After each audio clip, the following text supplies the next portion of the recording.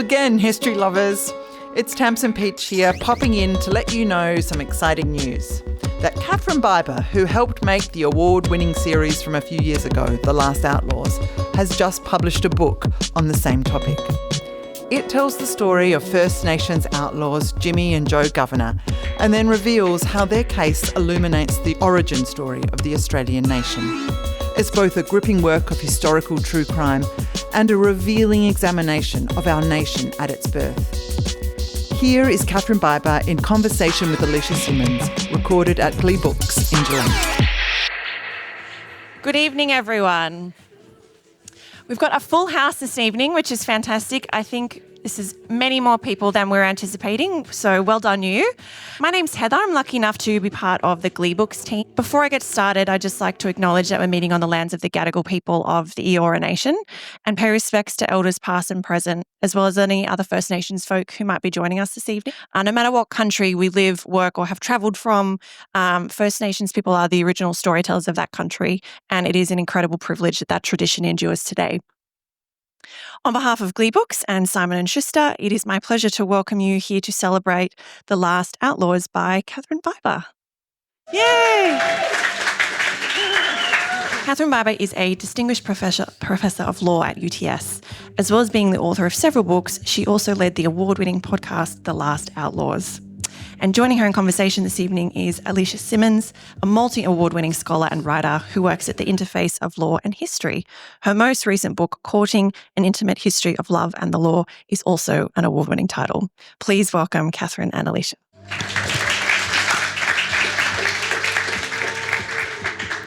Thanks so much, Heather. And yes, I'd also like to welcome you all. It's such a great turnout for such a brilliant book. And I just love the kind of festive atmosphere that seems to be in the room. I'd also like to begin by acknowledging the Gadigal people of the Eora Nation, the traditional custodians and storytellers of this land, and to pay my respects to their elders past and present, and to any Aboriginal and Torres Strait Islander people who are here today. As the book that we're celebrating makes clear, sovereignty was never ceded, land was stolen, people were removed from their homelands, and the legacies of this violence, it lives with us still today. Katherine's book, written with the cooperation of the descendants of Jimmy Governor, is one example of how writers and scholars can engage in truth-telling about our history. Or as Auntie Loretta Parsley puts it in Katherine's book, to, and I quote, walk our two paths with respect and dignity, honesty and integrity. Katherine also wanted me to note that Auntie Loretta Parsley unfortunately can't make it here tonight, but she sends her warmest wishes and she will instead be attending the Canberra launch next week. Leroy Parsons also hoped to make it tonight, but unfortunately had to attend another creative project in Brisbane.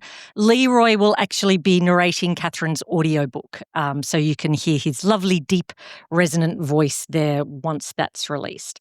So Katherine needs no introduction, but as Heather said, she's a distinguished professor at UTS, where she does groundbreaking interdisciplinary work as a legal scholar, a criminologist, a historian, a writer and podcaster, with a particular interest in theories and histories of evidence. Personally, I heard of Katherine Biber before I ever knew her. She taught history, or in the history department at Sydney University when I was there as a student. And unbeknownst to Katherine, she had a cult following among students. I recall one friend years after saying how she would ask difficult, intellectually provocative questions of her students, then swing back on her chair, arms raised above her head, and wait with brows raised. Everyone, he said, was in love or in awe, or both. Since becoming colleagues, I've come to see Katherine as that rarest of creatures, a sparkling intellectual who is also capable of great wit and irreverence, a scholar who relishes arcane theory, yet who can also write and communicate to a wide variety of audiences. She's a generous teacher and mentor, a tireless activist, and she remains, as is evident tonight, the best-dressed person in academia. We're here tonight to celebrate her latest book, The Last Outlaws, The Crimes of Jimmy and Joe Governor and the Birth of Modern Australia. Now, most of us probably think we know the story of Jimmy and Joe Governor. As Katherine says, their violent reign of terror, to quote, at the turn of the century and the reasons behind it have long gripped the cultural imaginary, having been the subject of books such as Tom Keneally's The Chant of Jimmy Blacksmith, Fred Skepsi's film, various artworks, poems. At the times that the crimes were committed at the turn of the century, it was rumoured that Jimmy and Joe were part of an insurrection of Aboriginal people against the brutalities of colonisation. In the 1950s, they were seen as part of the bushranging tradition, but by the 1970s, they'd become freedom fighters, and in the early 2000s, they represented an opportunity for reconciliation. The Last Outlaws offers us a richer, wider, more multifocal retelling of their story. Katherine places the lives, crimes, and deaths of Jimmy and Joe Governor in the context of small cruelties and large national ambitions. It was a feeling of humiliation in response to a racist taunt that provoked the murders, while the response to these crimes revealed the debates around what modernity actually meant for law, media, science, and settler colonial governance. The case, Katherine argues, came to actively shape modernisation processes in these institutions, particularly around protectionism. It's not just that those who went on to be key players in the forging of a new Australian nation, the lawyers, the bureaucrats, the police, the politicians, were involved in the prosecution and the pursuit of Joe and Jimmy. The case itself revealed, in Katherine's words, and I quote, the psychology of the nascent nation, its attitudes to land and race, its anxiety about a wider First Nations movement, its obsession with paperwork and the emerging sciences of neuroanatomy and criminology, its nepotism, religion, sweeping police powers, and sensationalist media. I think Katherine's polyphonic history of the last outlaw to be hanged in the new nation is, as she says, an Australian origin story far more real and far more revealing than Ned Kelly, or I would add the Anzacs. Personally, what I loved about this book is how it seemed to defy the conventions of literary genre and disciplinary boundaries. The Last Outlaw has deep theoretical sophistication. It has the novelistic detail and pace of historical true crime, the careful methodical research of scholarly history, the emotional resonance of biography, and the art of narrative non-fiction. It brings past into conversation with the present and archives into dialogue with the author. The Last Outlaws frees Jimmy and Joe Governor from the definition of their crimes to recuperate their worlds and wider contexts. This is history at its most compelling, its most rigorous, and its most imaginative. In scope, Katherine's book is both forensic and epic. Since reading this book, I confess I have been thrusting it into the hands of everyone I know. You're going to love it. So, Katherine, enough gush. Let's start. I feel like that's enough now. We can just all go home. All right. Shall we raise a toast? Let's start. I wanted to start actually with your interest in Jimmy and Joe Governor. So I was wondering what your route was into the project and how it evolved over the time that you were working on it. Wasn't too long. Yeah. Thank you. Well, firstly, thank you for such beautiful and generous and thoughtful reflections on the book. It's completely heartwarming and overwhelming. And also to be in a room with so many loved ones. Thank you all for coming. So look, for me, and I guess around the time that your anonymous friend was taught by me, I was doing a PhD in history, and my PhD was looking at the way Australian cinema represents Australia. And one of the films that I was looking at was The Chant of Jimmy Blacksmith. Mm-hmm. And I had a sense, and I thought it was incredibly powerful and terrifying, and I had some understanding that it was based on a true story, but also that it was based on a work of fiction. And I thought, if this is true, I should know that. I'm doing a PhD in Australian history. This should be part of Australian history. And none of the texts that we read or any of the kind of shelves of books that we were reading at that time in Australian history talked about this case. And I thought that was strange, and I started investigating it. And there were, a few publications that I could look at, and all of them I felt were not disclosing their sources or were kind of frustratingly not interpreting those sources in the way that we'd been taught to interpret records. So I really started with a curiosity about why is this not more famous? And that's when I dipped into the archive and found a huge amount of things, but also a lot of absence. Like there was a big collection of police records, but there were a lot of records that were not there that I couldn't find. And so then it became this kind of, when you do archival research, you spend weeks and weeks and weeks and you're delighted to find some tiny fragment that in the end doesn't really do anything, but you can't stop. And then you find some other tiny fragment and it motivates you to continue. And, I was doing other things at the same time, but I would dip into it periodically, and I was finding enough little clues that made me feel like there's a story here. And when I would connect clues to each other, and I thought, well, this person is actually in this archive connected to Jimmy Governor, but they've also had this other career that turned out to be hugely important in modern nation making. Let's learn more about this person. And then there would be another person.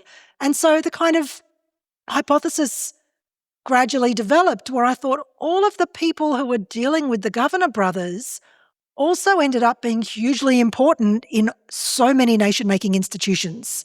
And I started with the law because that's what I know about, but I ended up thinking that I needed to learn about science and about religion and about politics and about journalism and about land ownership and land theft, all of these things that I had to teach myself, and it just kept getting bigger and bigger. Yeah, absolutely. And the book really does have that feeling. I was saying to Katherine before, it could be described as a kind of history in the round. Like each chapter, you're getting another insight. You go quite deep into, as you said, those various things from law to science to bureaucracy. Just to go back for those people who haven't read the book or seen the film, can you just tell us a little bit about the plot? So what were the crimes? What was the response to them? Both legally and socially. Yeah. Sure. So in July 1900, so what's that, 125 years ago today, is that right? Jimmy and his brother Joe Governor and a third friend of theirs, Jack Underwood, were working on a fencing contract. They were building fences for a family that lived in Breelong, which is beyond Gilgandra, which is beyond Dubbo. And their job was to build fences around a land holding of these small selectors. And as we've now learned, building fences is a technology of Aboriginal dispossession. But for reasons that we don't learn until later, the wife and many of the children in that family are murdered one night. And Jimmy and Joe Governor and their accomplice go on the run. So in the first killing, 5 people are killed, 2 adult women and 3 children. And then they go on the run and they're very hard to capture. And whilst on the run, they kill 4 more white settlers. In total, they killed 2 white adult men. All of their other victims are white women and children. One of the victims is a heavily pregnant woman. They have other victims who survive acts of violence. And so these are horrific, terrifying crimes, largely against women and children. And they might be triggered by a racist provocation, and the book investigates what triggered them, but also because of the horror of the crimes and also the difficulty of capturing them, a kind of state of panic begins to develop. And because they are out in remote bushland, and it's very, very difficult, the telegraph isn't connected, the police don't have good communications, the media starts to build this kind of panic around these brothers on the loose. They're committing more crimes, they're robbing people, they're frightening people. It's possible they're also leaving notes and clues for their pursuers. And so the media starts to escalate, and the media is one of the other institutions that's kind of modernised in this moment. This kind of scandal and tabloid media is developing itself at the same time as this case is unfolding. And so in the end, it takes about 3 months to bring them to justice. The hunt covers about 2,000 kilometres, about 2,000 police and volunteers are trying to capture them. So it becomes this huge effort, and the longer they're on the run, the more theories about what they want start to intensify. So the the fear that there is a rising Aboriginal insurrection is very, very real. People are abandoning their houses, leaving their dogs on chains and letting them starve to death. They're leaving their cows sick with milk fever. Like, it becomes a very widespread fear, and it reveals how many people in the colony believe that they are the subject of a grievance by the Governor Brothers. So it becomes this very widespread state of fear that unfolds over 3 months. Sort of the beginning of the whispering in our hearts, that Henry Reynolds says. And, as you described there and in the book, you interrogate particularly the legal responses to this. But one of the parts of the book that I found fascinating was that detour into science that you end up with because of the theft of Joe Governor's brain, and you end up going into that trade in human remains. Can you just tell us a little bit about that, how you came to that and to tell people that story? Yeah. Yeah, so this is one of the parts of the book where I had to learn a lot before I could write the book. So because the brothers had been on the run for so long, they were ultimately proclaimed outlaws. And so the book does deal with what is it to be proclaimed an outlaw, because as the title gives away, they were the last outlaws and it was never done again. So when someone is proclaimed an outlaw, if you're a civilian and you kill an outlaw, that killing is not a crime. So at some point, the brothers become separated and Joe Governor, the brother, is killed by civilians. And as the book reveals, there are very great anxieties at this moment about the causes of death. There are a huge number of coronial inquests that occur in the book. A coronial inquest is an inquiry into how a person has died. And so even though he was an outlaw and he was killed, and it's not a crime to kill an outlaw, they hold a coronial inquest into his death. They bring his body to a pub in Singleton and they lay him out on the billiard table and they have a coronial inquest. They had juries at this time, coronial juries, and they convened 12 men from amongst the drinkers in the pub. And they have a kind of legal procedure, and it's, drunken and strange, but nevertheless, I found lots of records about how it was transacted.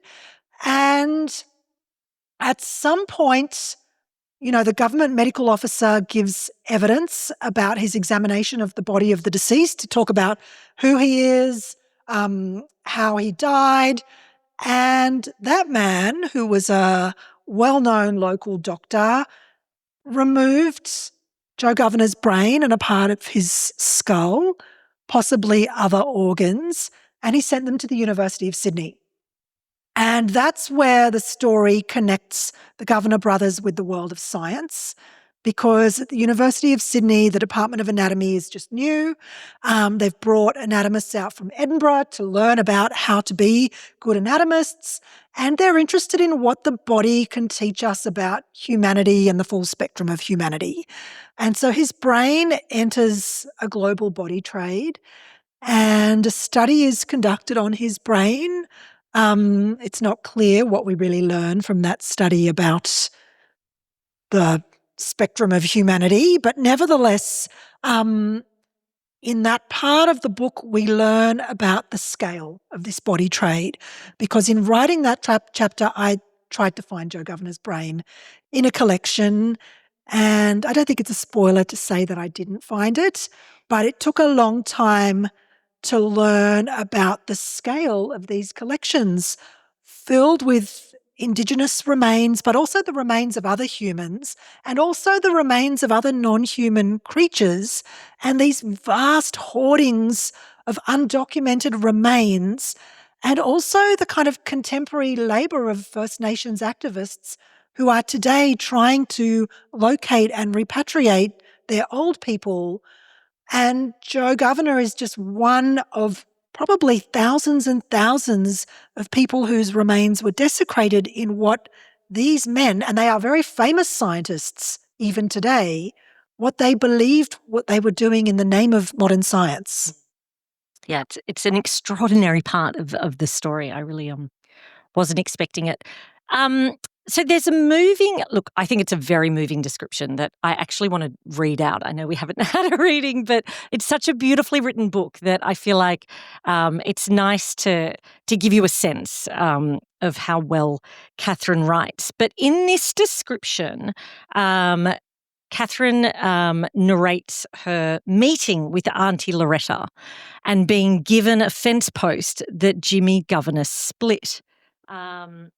So whilst you're looking for it, I'll just explain. Yeah. Auntie Loretta Parsley, to whom the book is dedicated, is the great-granddaughter of Jimmy Governor. And she is the family historian. And so in finishing, the only way I could really finish the book was by connecting with the descendants of the Governor brothers. And Auntie Loretta, after a long period of trust building and friendship making, actually, invited me on country. She lives on Walbunja land on the New South Wales south coast on the way to Bateman's Bay.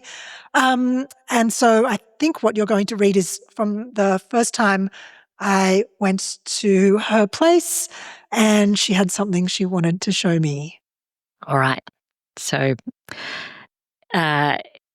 Katherine says, in Aboriginal genealogy, kinship networks are forged between human, terrestrial, and celestial entities.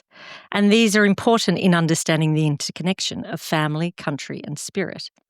Auntie Loretta is the custodian of a detailed, carefully researched family tree, plotted out on a gigantic sheet of paper, which she unfurled for me on a queen-size bed. How far back does it go? 40,000 years, she quipped. Later, we were sitting beside a crackling fire, accompanied by constant birdsong, and Auntie Loretta asked me to unwrap a parcel that she had stored in her shed. I was waiting for one day that it would be unwrapped, and this is the day, she said. Tightly bound in old newspaper was one of the fence posts Jimmy Governor had split, and which was rejected by his employer. This, together with racist abuse and allegations of fraud, was likely one of the triggers of the first murders. Recounting the labour, the strength of Jimmy, and the injustice that the fence post symbolised, Auntie Loretta told me, his hands touching that. That's why I asked you to open it, because you need to connect with his story. Katherine says, the responsibility felt immense, and it still does. Throughout that day, the newspaper fluttered in the breeze as Auntie Loretta spoke. Her own property is 27 hectares, surrounded by bushland. It has no fences. So I just want to ask you if you can talk us, well, I feel like you have just sort of talked us a bit through that experience, but how you negotiated the ethics in particular of writing about First Nations people involved in a brutal murder, that sense of responsibility, that you still feel. Yeah, look, thanks. That's a really good and hard question because in the time that I've been working on this project, the ethics of doing this work has evolved and how to do this work well has changed and also views differ about how to do it.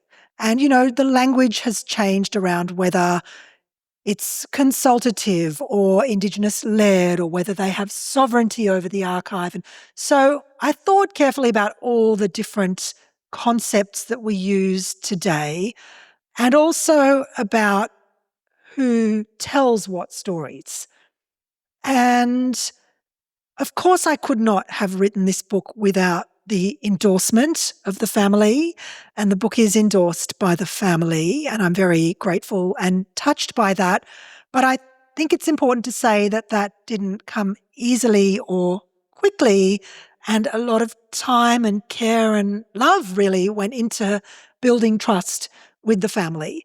And so it's necessary to ensure that what I've done is not something that they are uncomfortable with or that they think is in any way disrespectful or hurtful. And certainly I would never want to do that. But at the end of the day, it's my book told based on what I feel I could contribute. And there's a lot that I learned that I did not include in the book. And so it's obviously not clear what the book excludes, but there were a lot of places I didn't go. I thought it was important to stay in my lane and to write where I could add value to this story. But there's a lot of family knowledge, there's a lot of cultural knowledge that I think belongs to the family.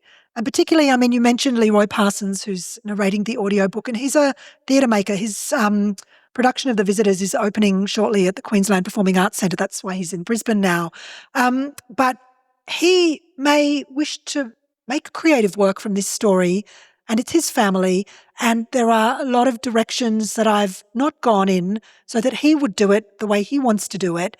And I didn't feel like I could add something important to those cultural and family stories, so I stayed away.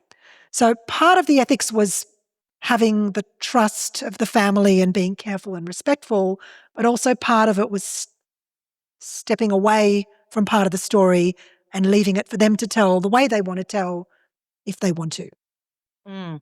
And writing in collaboration with the descendants means that the book, and one of the things I loved about the book is that it has this multi-temporal perspective, that you're flitting constantly between past and present, either, through the descendants, or even things like linking the death of Jimmy Governor with current day deaths in custody, which, is still such an issue. And it reminded me of arguments by Indigenous biographers that First Nation stories need to be more than past tense histories. Quite a few say that, and they should be written as meaningful and ongoing living relationships in the world. Can you just talk us through your decision to do that? Because it's not scholarly practice usually to do that. We're meant to be omniscient and we're meant to, to not. So that's also, thank you. You ask so many hard questions. But a good question and important because it's true, the book moves into a lot of different time periods. And one reason is because I'm just drawing connections between the case of Jimmy and Joe Governor and all of the modern institutions that we have now, and to demonstrate that a lot of what we think of as modern now is not just metaphorically connected, but literally connected with this case. And that a lot of the development of law and politics and journalism and science and religion and health and land ownership, all of these kind of contemporary institutions were very literally formed through this case.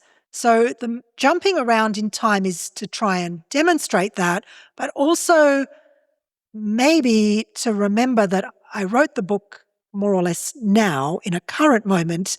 And if someone comes to the book in the future and looks back on it, the now explains things that I couldn't foresee, that situates it in a current moment rather than in some future moment where things might have changed or resolved in a way that I can't foresee. Interesting. Oh, that's lovely. So it's sort of a historical document and history, as well. The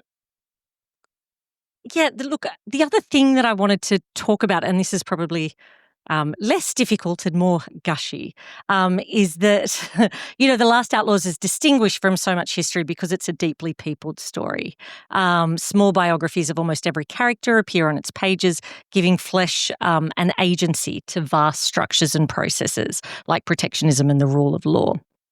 Did you have any strategies or techniques, I'm wondering, in terms of how you went about imagining your way into the minds and emotions of people, and what concerns you might have had with this? If you don't mind, can I just read one other little part where you do it? Because it's just so good. And I love readings personally at book events. You could just read it all out loud and we can sit quietly. Exactly. Okay. This is the chapter starting called Outlawry.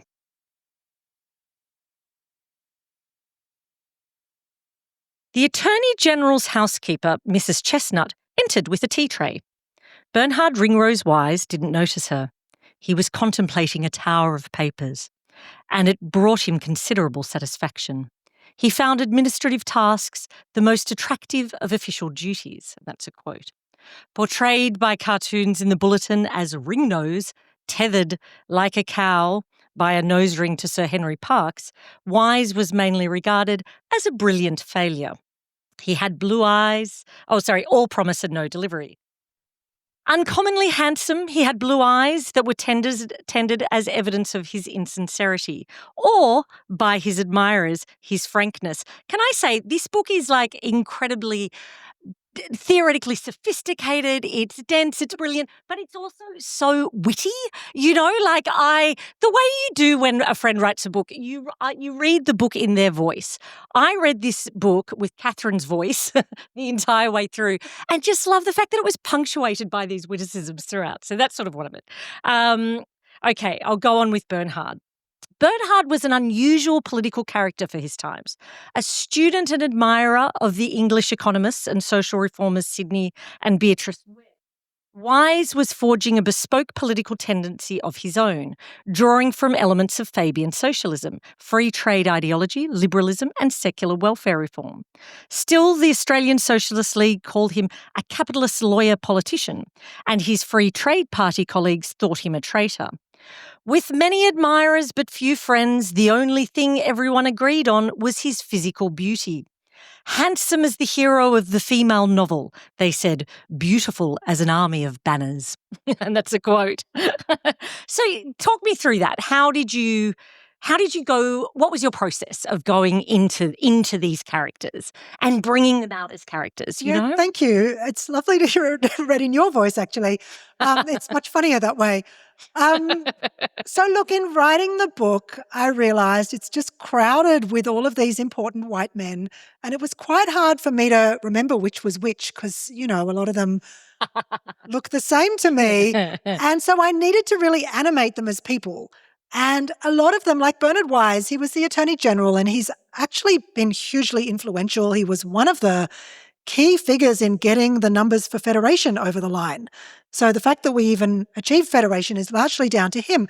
But it was important to animate them as personalities who had lives, who had bodies, who had, beautiful blue eyes, whatever it was, so that you could remember which was which, because otherwise it's just this big crowd of senior dudes who, conspired to make a modern nation. So it was really, and I had to find, he doesn't have a biographer. I had to find someone's master's thesis about him to even start with him. And, in the end I found a lot of other records as well. But these are all figures that are largely forgotten today who I tried to kind of excavate from their graves and animate in a way so that they could be active figures in shaping all of the institutions that I'm about to explain. And, a lot of people, federation is, notoriously boring. And I was also very bored by it. And so I was looking for ways that I could make this story active and interesting to people who are not naturally interested in, constitutional history or land management and its policies, So I really just wanted these to be people that you could imagine doing the things that happen in the book. And as all the reviewers say, I think you most definitely succeeded. It's absolutely gripping. Another one of the things that I really loved about it was the way that you take us into the archives with you, and you were telling us a little bit about that earlier. And we don't have just a sense of the bundles of documents, the photographs, the particular script used by people, and how documents journeyed around the country, but you also have a sense of their significance to lawmaking and colonial authority. I just wondered if you could take us through a particularly memorable moment that you had in the archives. I feel like every historian has their eureka moments that they love talking about. Can you tell us about that?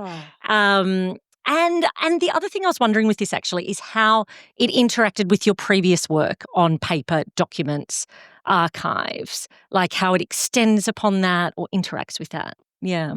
Oh, look, that's, yes, another hard and unanswerable question. I'll give it a shot. So look, this project has it's one of those archival projects where there's both too much and not enough, exactly how it is, where you're overwhelmed with this huge mountain of paper. How can you possibly work your way through it? But when you're looking for the specific thing, it doesn't exist. So it's exactly like that. And I guess, you're right. I've done a lot of other work on archives and documents and papers and records and the physical or material qualities that records have. And, in the digital age where we spend often entire days without touching a piece of paper, all of this was hard copy paper. And there were a huge number of kind of treasures that I discovered because of the materiality of paper. When you spend a lot of time in the archive, you start to figure out, you recognize people's handwriting. You recognize some of the people in Darlinghurst Jail had a favorite pen. And when you saw that pen, you knew who was holding it. So there were lots of little clues like that you could only solve because you've spent so much time reading people's handwriting or looking at their writing implements.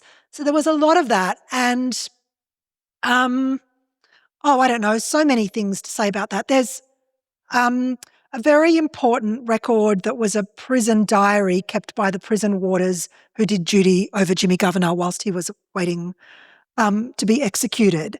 And that diary is very important materially, but the diary, it's the only one of its kind in the New South Wales State Archive. No other prisoner in New South Wales history was ever subjected to a diary like that. But because it's rare, the New South Wales State Archives microfilmed it. And I don't know if you still use microfilm, but it's terrible and horrible and and you put it in the little machine and it's black and white and grainy and you can't really see anything. And for a long time, because it had been microfilmed, they said, well, that's it. You just have to use the microfilm. We can't give you the real thing. And I kind of lived with that for a while. And for a period I had, a very long time ago, I had a research assistant, Brent Salter, who lives in the United States now. He was at the New South Wales State Archives doing research for somebody else.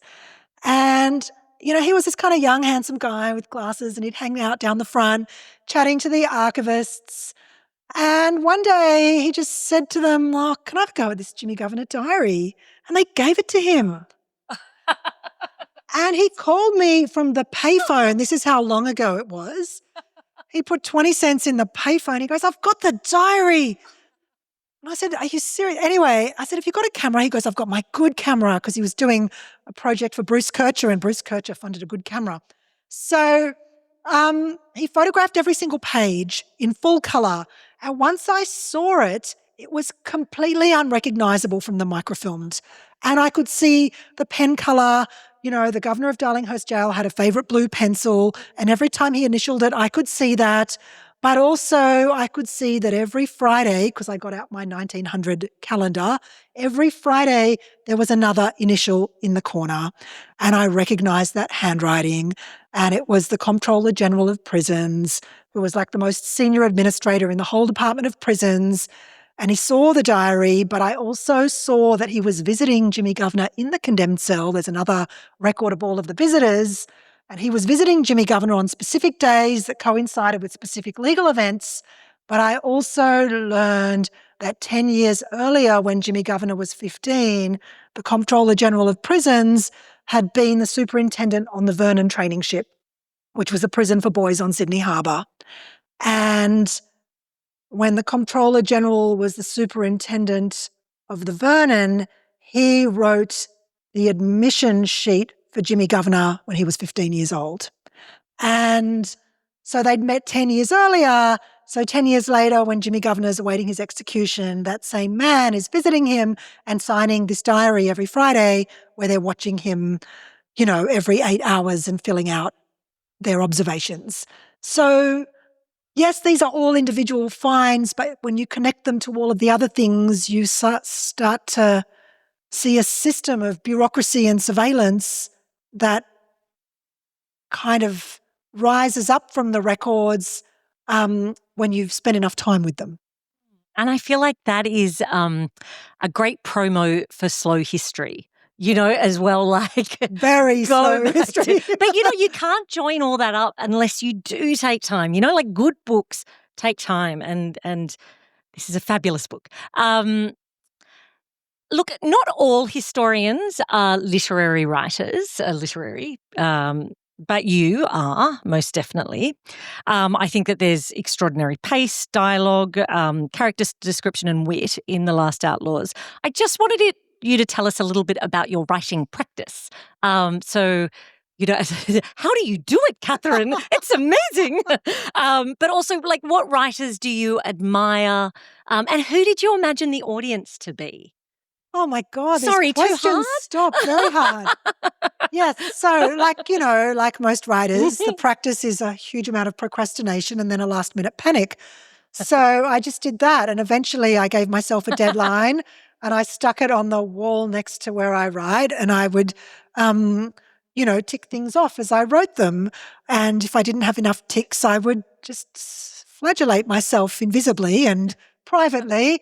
But there's no real practice. It's just, just denial and eventually productivity. So it was like that. But yes, you're right. I did read a lot of things that I would hope I could emulate. And sometimes you'd read something and you'd think, oh, that's too good. I could never be that good. And sometimes you'd read something and you think, oh, that's quite good. So actually, Alicia suggested that I read Julia Late's book, the what of Lydia Harvey? The death of Lydia. It's the death of Lydia Harvey. Something of Lydia Harvey. Anyway, Julia Late's a brilliant, brilliant historian. She's Canadian, but she lives in England. She wrote a brilliant book that was about The Disappearance. The Disappearance of Lydia Harvey. Thank you. So I read that and that was wonderful. I think that won lots of prizes and it sort of showed me a way of how you organize big worlds that kind of unfurl from an individual case. So that was a great example. I really loved Patrick Radden Keefe's Say Nothing about the Troubles in Northern Ireland. Another example of where you have a huge story, unmanageably large, and you pick a small number of key figures and events that speak for the much bigger story. So, and we are together with some of our beautiful colleagues in a reading group where we read lots of other work and talk about whether it's good and a solution to our problems or just makes our problems worse. So look, lots of reading is also, I guess, a conduit to better writing. Definitely. But I didn't have an actual audience in mind. I just had a meaner version of myself sitting on my shoulder, criticizing me.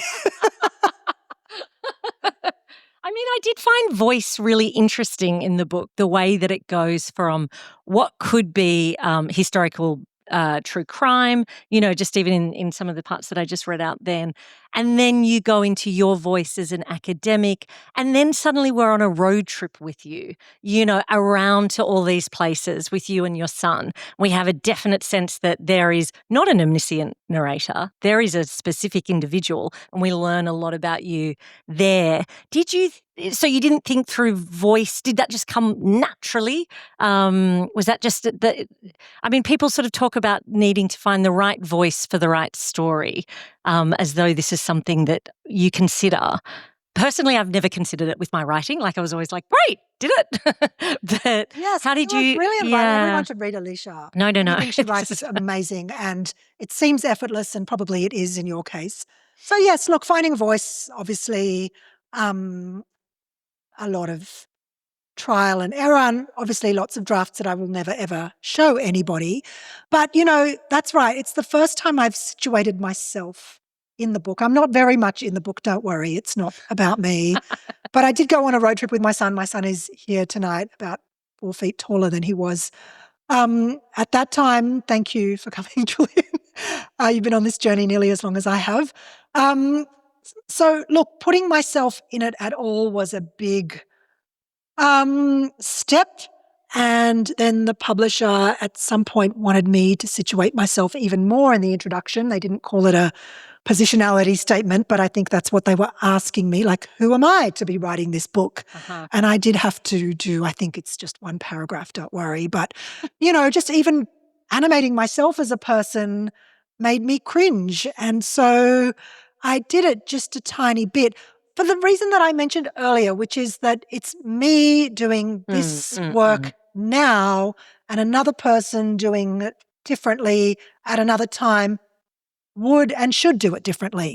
So I'm really just explaining how I did it this way, but there are other legitimate ways of doing this work and someone else would do it another way and they can narrate their own process when they do it. And I mean, on that road trip, for instance, I found that interesting because it's not just a narrative device.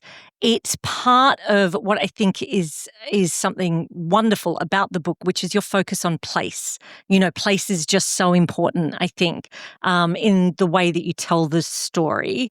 You describe visiting the places that you go to in vivid and very beautiful terms, I think. The descriptions of buildings, landscapes, streets. And then you go from that to the colonial politics of place, to land theft, protection era policies of removal, land theft, and political corruption. Again, it's a deviation from the way that most academic histories are written. Why was it so important for you to write a history so deeply grounded in place, and how did you go about that? Because that did seem like something that you'd really turned your mind to in some ways. Yeah, look, I did this road trip. It was the school holidays. I had the responsibility for one of my children, and he was up for it, and we just did it. It wasn't like a methodology when I planned it, but I did want to see these places for myself. Otherwise they were just names on a map, and I didn't have any other way of understanding them except through kind of documentary descriptions. And when I went to those places, it did change my understanding of it in some way, both the places themselves and the distances between places. And also, of course, the places I was visiting was more than 100 years after these events. So I wasn't visiting the same place. I mean, it was physically in the same location, but it was materially, obviously, very changed. And also, climate events have interrupted since I visited these places. Some of them have completely burned down and then also flooded. And that's also a part of the story of nation making, is the role of climate and climate change. So I really just went on this trip without an agenda. And then because I felt like something in the story shifted in me in doing that, I needed to somehow find a way to connect contemporary journeys on country with what happened on that country 100 years earlier. Oh, nice. Second last question, and then we'll open it up to the audience if people have questions as well. So you conclude your book on a cautionary note. In the context of the failure of the voice referendum, you ask us to reflect on what can happen when basic rights are denied to a dispossessed people. Imagining an ideal world where politicians read and care about books, what kind of political change would you hope to come from your work? Come on. That's nice. Yes. Okay. So thank you. And it's true that the failure of the voice referendum coincided with me trying to finish the book. And I know that there are a diversity of views about that referendum, including amongst First Nations people. And I don't want to speak for First Nations people about whether it's good or bad. But it seemed to me that it was a very modest request simply to be heard. And if even that was impossible to accept, I felt the kind of affront and kind of shame on behalf of First Nations people, like some of our colleagues and friends who are First Nations people, anticipating the outcome of that referendum. If I'd say to them, do you have plans for the weekend? They're like, I'm not going anywhere in public. I don't want to hear people talking about us like this. And I realized how present and contemporary is the experience of racism for First Nations Australians now, and that this is primarily a work of history, but for First Nations people, this is their everyday lived experience of trauma, violence, racism, not being listened to, not being paid attention to. And that's very sad and also angering.